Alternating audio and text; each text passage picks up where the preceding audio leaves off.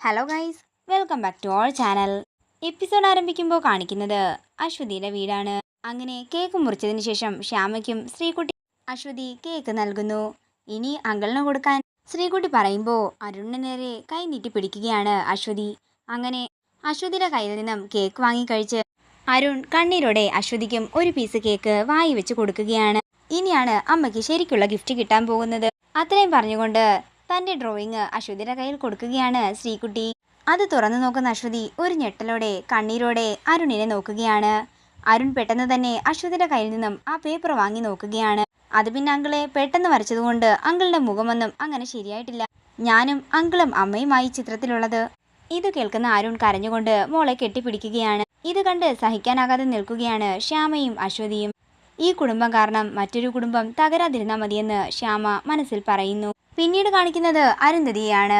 അരുന്ധതി ദേവകിയുടെ ഫോണിലേക്ക് വിളിക്കുകയാണ്. ശ്യാമയുടെ തീരുമാനത്തിന് എന്തെങ്കിലും മാറ്റമുണ്ടോ എന്നറിയാൻ വേണ്ടിയാ ഞാൻ വിളിച്ചതെന്ന് അരുന്ധതി പറയുമ്പോൾ ദേവകി പറയുകയാണ്, ശ്യാമയുടെ തീരുമാനത്തിൽ ഒരു മാറ്റവുമില്ല.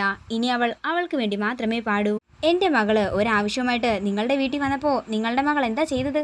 എൻ്റെ കുഞ്ഞിന് തിളച്ച വെള്ളം കൊടുത്ത് അവളുടെ നാവും തൊണ്ടയുമൊക്കെ പൊള്ളിച്ചു. ഒരു ഗായിക തൊണ്ടയും നാവുമൊക്കെ പൊള്ളിയാൽ പാടാൻ പറ്റില്ലല്ലോ. അതൊക്കെ ഓർത്തോളാൻ നിങ്ങളുടെ മകളോട് പറഞ്ഞു.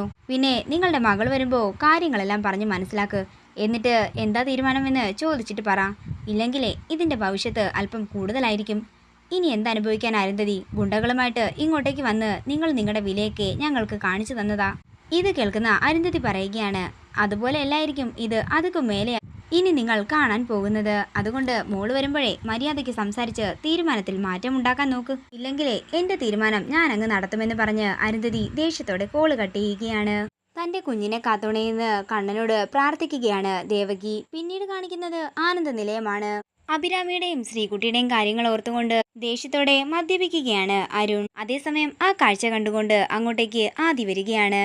അരുണിന്റെ അവസ്ഥ കണ്ട് ഒരു ഞെട്ടലോടെ നിൽക്കുകയാണ് ആദി. തുടർന്ന് അരുണിന്റെ അടുത്തേക്ക് വന്ന് മദ്യക്കുപ്പി എടുത്ത് കയ്യിൽ പിടിച്ച് ചോദിക്കുകയാണ്, എന്നാടാ ഈ ശീലമൊക്കെ എന്ന് തുടങ്ങി?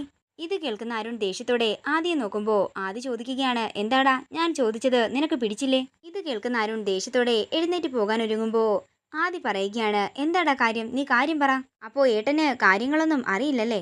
ഇവിടെ എല്ലാവരും കൂടി ചേർന്ന് എന്നെ ഭ്രാന്ത് പിടിപ്പിക്കുകയാണ്.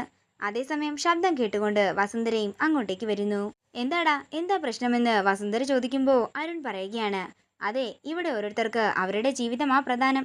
മറ്റുള്ളവരെങ്ങനെയായാൽ അവർക്കെന്താ? ഇത് കേൾക്കുന്ന വസുന്ധര ചോദിക്കുകയാണ്, എന്റെ അരുണെ നീ ഇതെന്ത് ഭാവിച്ചാ? എന്നെ ഇങ്ങനെയാക്കിയത് ആരാണെന്നറിയാമോ? നിങ്ങളെന്ന് പറഞ്ഞ് വസുന്ധരയ്ക്ക് നേരെ വിരൽ ചൂണ്ടുകയാണ് അരുൺ. പിന്നെ ഈ ഏട്ടൻ എന്ന് പറയുന്ന ഇയാളും. ഇത് കേൾക്കുന്ന വസുന്ധര ഞെട്ടലോട് ചോദിക്കുകയാണ്, എന്താടാ നീ നിന്റെ സ്വന്തം അമ്മയാണോ നിങ്ങളെന്നും ഏട്ടനെ ഇയാളെന്നും വിളിക്കുന്നത്? നിനക്കെന്താ ഭ്രാന്തായോ എന്ന് വസുന്ധര ചോദിക്കുമ്പോൾ അരുൺ പറയുകയാണ്, അതെ, എനിക്ക് ഭ്രാന്ത് തന്നെയാ, ഭ്രാന്ത്. എന്റെ മനസ്സമാധാനമാണ് നിങ്ങളെല്ലാവരും കൂടി ചേർന്ന് തകർത്ത് കളഞ്ഞത്. പിന്നെ ഞാൻ എങ്ങനെ ഇവിടെ സമാധാനത്തോടെ ജീവിക്കാനാ?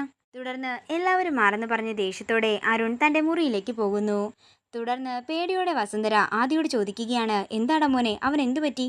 ഇനി ഐശ്വര്യമായിട്ട് എന്തെങ്കിലും പ്രശ്നമുണ്ടായോ? അതിന്റെ പേരിലാണോ ഈ കുടിയൊക്കെ? എന്തായാലും അങ്ങനെ വരാനേ വഴിയുള്ളെന്ന് ആദി പറയുന്നു. എടാ, കാര്യമറിയാതെ നമ്മൾ എന്ത് ചെയ്യാനാ? അമ്മ വിഷമിക്കാതെ, അവന്റെ കെട്ടൊന്നിറങ്ങട്ടെ, ഞാൻ തന്നെ ചോദിക്കാം. അവര് തമ്മിൽ എന്തെങ്കിലും ചെറിയ പ്രശ്നമായിരിക്കും. എന്ത് സമാധാനമായി കഴിഞ്ഞിരുന്ന കുടുംബമാ നമ്മുടേത്. ഇപ്പൊ കണ്ടില്ലേ, ആദ്യമാകി ഇപ്പോതേ അരുൺ. ഇത് കേൾക്കുന്ന ആദി പറയുകയാണ്, അമ്മേ, ഐശ്വര്യമായിട്ടുള്ള എന്തെങ്കിലും പ്രശ്നമാണെന്ന് എനിക്ക് തോന്നുന്നില്ല. വേറെ എന്തോ പ്രശ്നമുണ്ട്. അതെന്താണെങ്കിലും നമ്മൾ കണ്ടെത്തണം. നേരം രാത്രിയാകുന്നു. പിന്നീട് കാണിക്കുന്നത് ശ്യാമയുടെ വീടാണ്.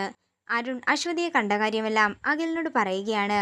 ശ്യാമ അമ്മയുടെ ഒരു പിടിവാശി കൊണ്ട് മാത്രമാ, ഇല്ലെങ്കിൽ അശ്വതി ചേച്ചി ഏട്ടനും ശ്രീകുട്ടിയും കൂടി സന്തോഷത്തോടെ ജീവിച്ചേനെ. അത് പിന്നെ അഖിൽ സാർ അന്നത്തെ എന്തെങ്കിലും സാഹചര്യം കാരണമായിരിക്കും.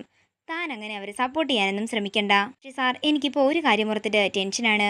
ആദ്യേട്ടനും അമ്മയും കാരണമാ ഇങ്ങനെയൊക്കെ നടന്നതെന്ന് ഇപ്പോൾ അരുണേട്ടനറിയാം.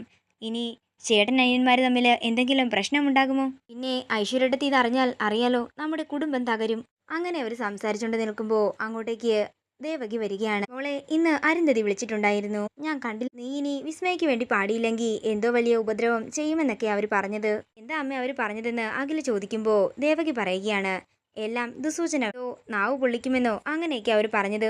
അമ്മയെ വിളിച്ച് അവരെ ഭീഷണിപ്പെടുത്തിയെന്നോ? എന്നാലേ ഞാൻ ഇപ്പൊ തന്നെ നേരിട്ട് ചെന്ന് അവരോട് കാര്യം ചോദിക്കുന്നുണ്ട്. വേണ്ട മോനെ എന്ന് പറഞ്ഞ് ദേവകി അഖിലിനെ തടഞ്ഞു നിർത്തുമ്പോൾ ശ്യാമ പറയുകയാണ്, വേണ്ട സാർ, ഇനി പ്രശ്നത്തിനൊന്നും പോകണ്ട. ഞാൻ എന്താണെങ്കിലും ഇനി വിസ്മയിക്കും ആടാനേ പോകുന്നില്ല.